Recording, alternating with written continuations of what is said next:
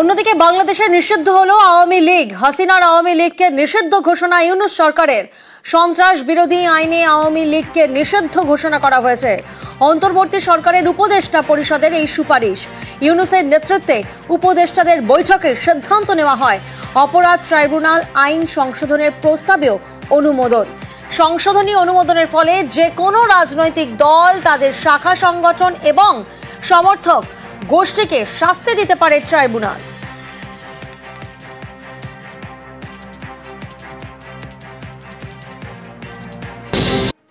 ভারত পাকিস্তান উত্তেজনার আবহ। পশ্চিমবঙ্গের সীমান্ত লাগোয়া এলাকায় সতর্ক প্রশাসন। নদিয়া রানাঘাটে গ্রেফতার 7 বাংলাদেশি। শিলিগুড়ি থেকে গ্রেফতার করা হয়েছে বাংলাদেশি চরকে। মুর্শিদাবাদের কাঁটাতারবিহীন সীমান্ত এলাকায় বেড়েছে বিএসএফ এর নজরদারি।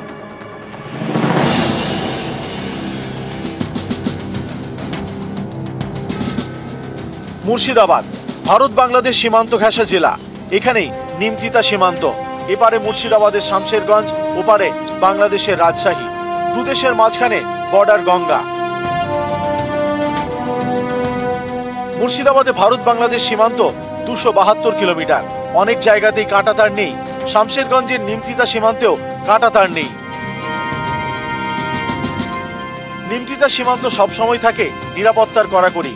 ভারত পাকিস্তান উত্তেজনার আবহে সবসময় সতর্ক প্রশাসন। এই এলাকায় বেড়েছে বিএসএফ এর নজরদারি। আমাদের পাশে কাঁটাতার বিহীন বাংলাদেশ সীমান্ত। এই জায়গাতে যেহেতু বাংলাদেশে একটা অস্থিরতা তৈরি হয়ে একটা সরকার গঠন হয়েছে, তো আলটিমেটলি যেহেতু কাঁটাতার নেই, আমাদের সাধারণ নাগরিক হিসাবে ভয় লাগে। কালকে যে আক্রমণ হয়েছে পাকিস্তানের ওপরে, এরা যেভাবে নিরীহ লোককে আমাদের হত্যা করেছে, 26 জন মানুষকে, এবং আমাদের মায়েদের সিঁদুর মুছে দিয়েছে, সে প্রত্যাঘাত খুবই দরকার ছিল। আমরা শুধুই কি মার খাবো? আজকে যে মেরেছে, এই জন্যে আমি ভারতবাসী হিসাবে গর্বিত। আলিপুরদুয়ারের হাসিমারা, এখানে ভারতীয় বায়ুসেনার ঘাঁটি রয়েছে।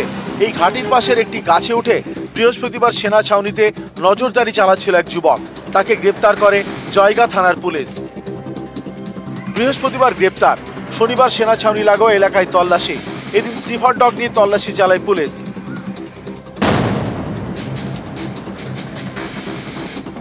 উত্তরবঙ্গের শিলিগুড়ি করিডোর চিকেন স্নেক নামেও পরিচিত। এই শিলিগুড়িতেও সতর্ক প্রশাসন। এখানকার বাগডোগরা সেনা ছাউনির কাছের এলাকা থেকে গ্রেপ্তার বাংলাদেশি চর। ধৃতের নাম আশরাফুল আলম।